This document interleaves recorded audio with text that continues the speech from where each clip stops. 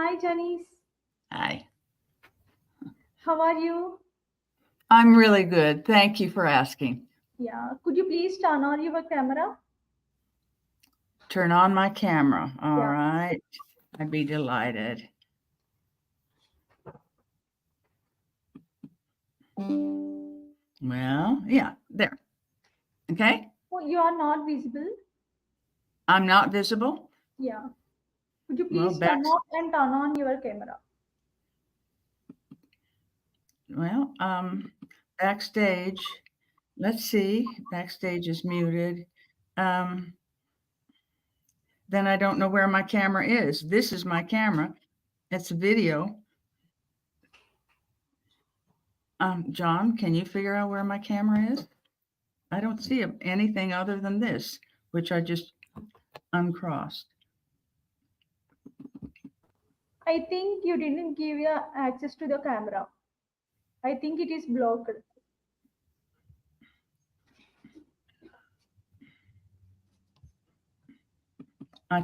Oh, okay.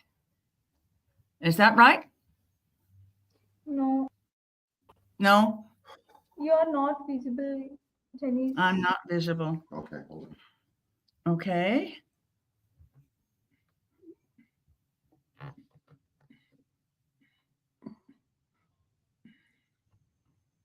Could you please reload your link? Same link? Reload the link. I don't know how to reload the link. Yeah.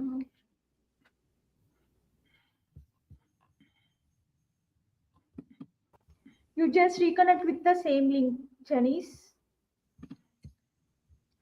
It would probably help me if you spoke more slowly. I do. All right. He gave up and he's techie. Yeah. So Just leave the session and rejoin in the session. Rejoin, she's saying. I don't know how. Well, Can you help me? do. Come on, Jesus. Here. All right. We're going to get out of this and get back in. Yeah. Okay.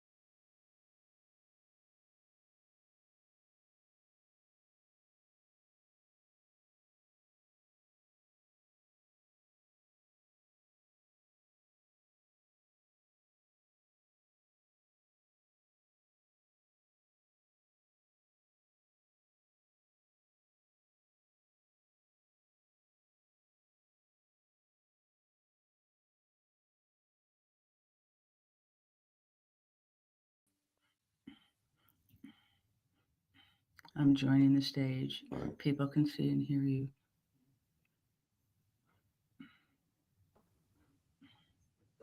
Hi, Janice. Hello again. Yeah. Could you please turn on your camera?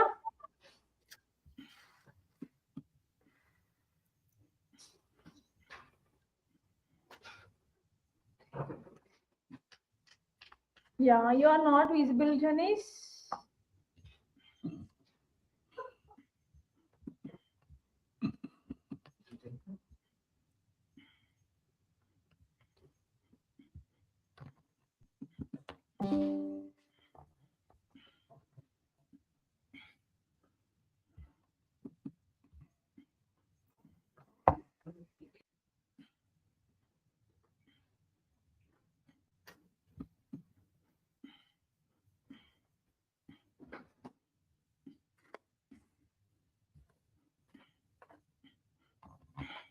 Video headline is up.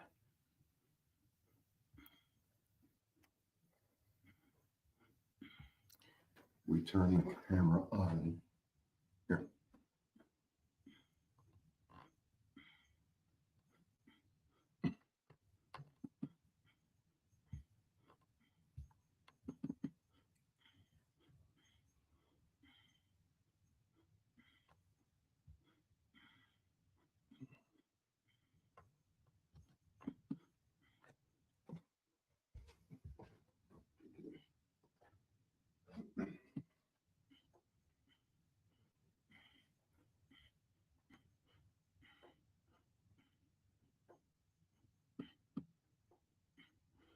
I don't know what else to do.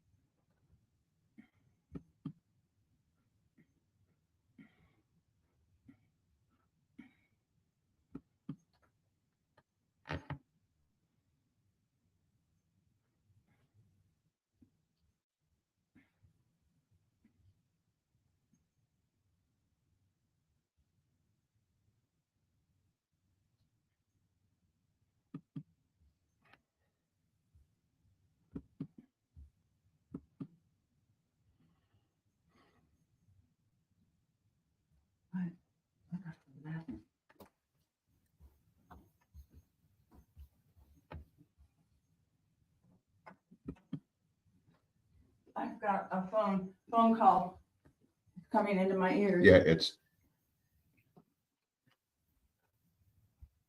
Hello? Hello?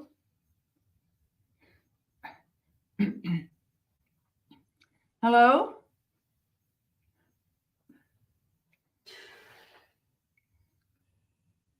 Share your WhatsApp number and our team will explain to you. what's that? Missed audio call. Tap to call back.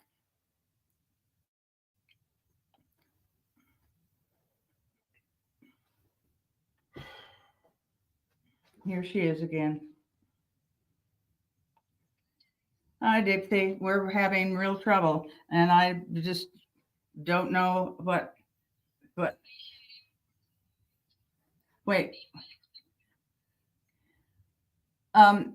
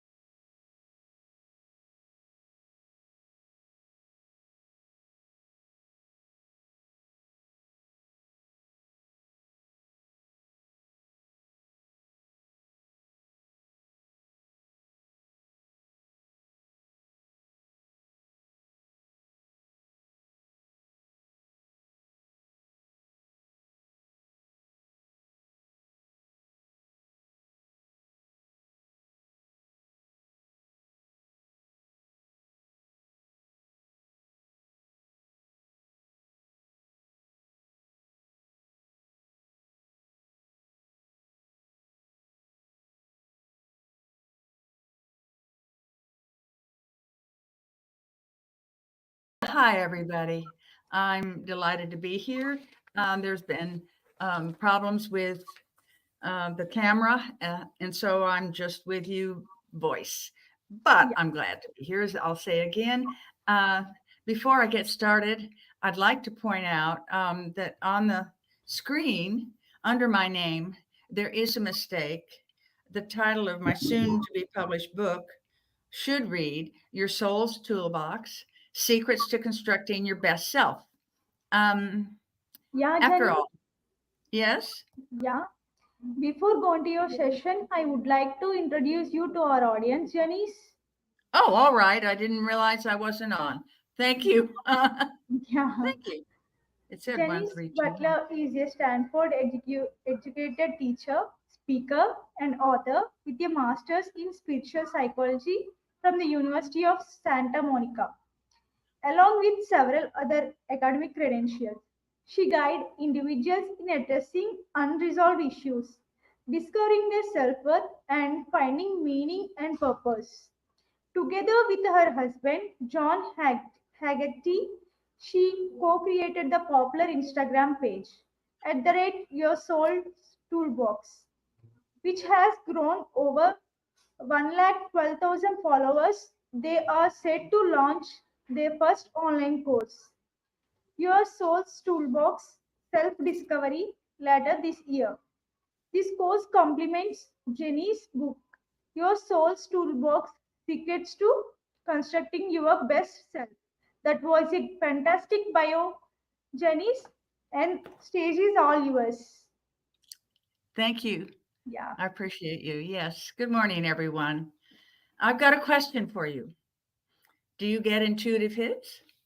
Yes? No? Not sure? Well, we all do get them. Where do those flashes come from in you? Always in the same place or way? For me, sometimes it's in my gut, or it's on my arms, little tingles, or in my head, wherever the head is. The ones that come out of nowhere are the most powerful. Think about it. Where your intuitive hits come, when those knocks in the head or those churning guts come in, I have found when I pay attention to them and act on what the message says, things go well, even if it's challenging, even life changing. And when I ignore or just let it all slide, things don't go well at all. So, when I got a rather insistent nudge about a master's in spiritual psychology at a gong ceremony, of all places, I immediately investigated the school, the University of Santa Monica. Santa Monica, being my hometown in California, was an added impetus, you can imagine. It didn't matter that I was living in Phoenix, Arizona. I flew out for a weekend seminar, then signed for the 2-year program. You see, I've been studying pursuits of the soul since I was a young adult. This was and has remained a passion for me. I am a teacher at heart. It was my profession for many years. And that's one of the reasons I loved raising my kids. When I learn something valuable, I want to share it, to help others. And what I learned in my spiritual psych classes, as well as the myriad papers I wrote, was amazingly helpful in living well, which at times isn't easy, is it? Also, learning how the spirit world works with our physical world reality was life changing for me. You may already know or have heard rumblings that we humans are divine beings and souls, having and using this experience on earth as a school for the spiritual awakening of our consciousness, to learn about our essential nature as loving beings. Okay, you say. Wow, even. Yeah, but why don't we all know this? Because most of us carry around a bag or two of unresolved issues, which cloud our mental and emotional lives. And we are either stuffing those issues down or trying to deal with them. All right. So what are unresolved issues? Anything that disturbs our peace. Depressing thoughts, anxiety, or self-defeating patterns can keep us held in a negative mindset. I'm not enough. I'm not making progress. I don't measure up. I don't know how. Or I don't fit in. I can't. Or perhaps we're stuck in limiting beliefs, and on and on. Almost all the emotional suffering we experience comes from our own ideas of right and wrong. When we realize this, we can do something about it, about releasing the judgments of ourselves and others that are at the root of our beating up on ourselves. Am I the only one doing that? I think not. When we work to heal issues that have surfaced, maybe for the last time, the fog lifts and clarity and love of our souls and our spiritual nature spills forth. Healing is the application of loving to the places inside that hurt or suffer. Life would be easier and less stressful if we learned how to relate to ourselves more compassionately, wouldn't it? If we saw ourselves as loving beings, as loving souls. Drum roll, please. Da-da-da-da-da-da. Enter compassionate self-forgiveness. Compassionate self-forgiveness helps us remember we are not our thoughts, feelings, or behavior. That's part of the human experience here on earth. We are worthy. Our essential nature is love, and self-forgiveness is compassion in action. It's a way for us to ease up on ourselves, and it's so empowering. Please keep this in mind after I play a bit about how we go about compassionate self-forgiveness. I will lead you all in the opportunity to practice. So roll up your sleeves and be thinking. It begins like this. I center myself in my loving hand on heart to help me go inside. I take a moment to look for my loving essence, for it is always present. Now, I have remembered how judgy I was when Susie Q simply took over the meeting, leaving the rest of us out of the discussion, per usual. So I state, I forgive myself for judging Susie Q as wrong, as grandstanding. Susie Q was just being Susie Q. I am careful with using the word as. Otherwise, I'm misidentifying who she is, a divine being, having and using a human experience. I have a lot of judgments to clear, so I forgive myself for judging myself for lying about why the work wasn't finished. Or I forgive myself for judging myself as unkind, unloving, controlling, insensitive, devious. As is important here, not being unkind. If you say being unkind, you are reinforcing the idea that you are unkind, and you are not. Your behavior might have been, but you aren't. You may also do compassionate self-forgiveness for limiting beliefs or misinterpretations of reality. I forgive myself for buying into the belief that it's selfish to ask for what I want. Or perhaps I forgive myself for buying into the belief that because my parents divorced when I was young and my father moved to another city, that I am unlovable. Do you all have the pattern now? Do you have in mind something you'd like to forgive yourself about or for? Let's practice. Hand on your heart. Center yourself inside. Consciously look for your loving essence because it is always there. Now say your statements out loud so all your senses hear them. I'll lead you. I forgive myself for judging myself for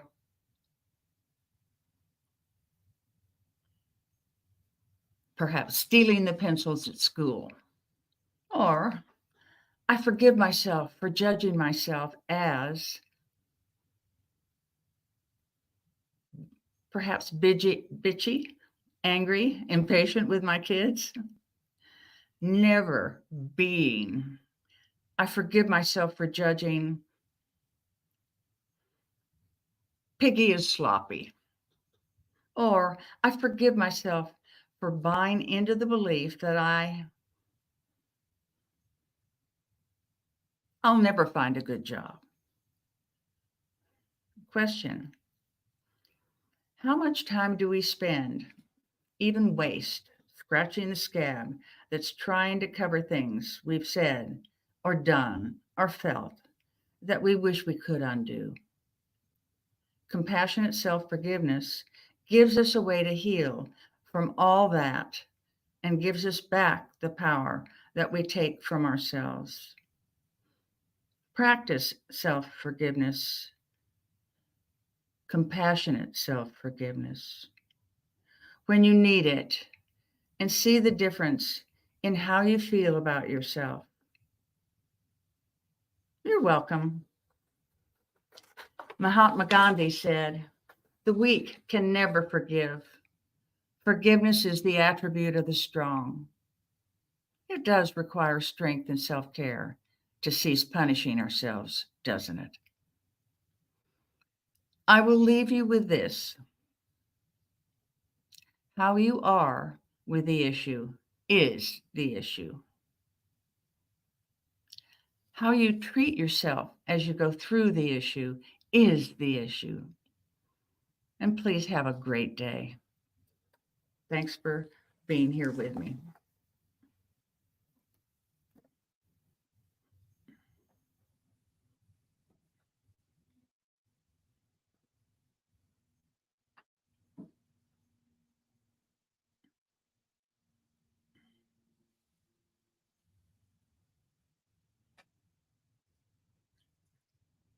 Thank you.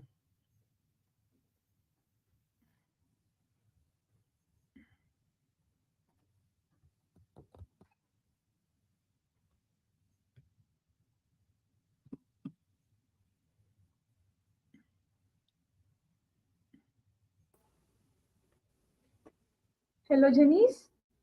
Yes, That was a wonderful presentation. thank you. Yeah, we have a few questions from our audience. I would like to ask some of them. That'd be great. Thank you. Yeah. How is spiritual psychology different from traditional therapy in healing emotional pain?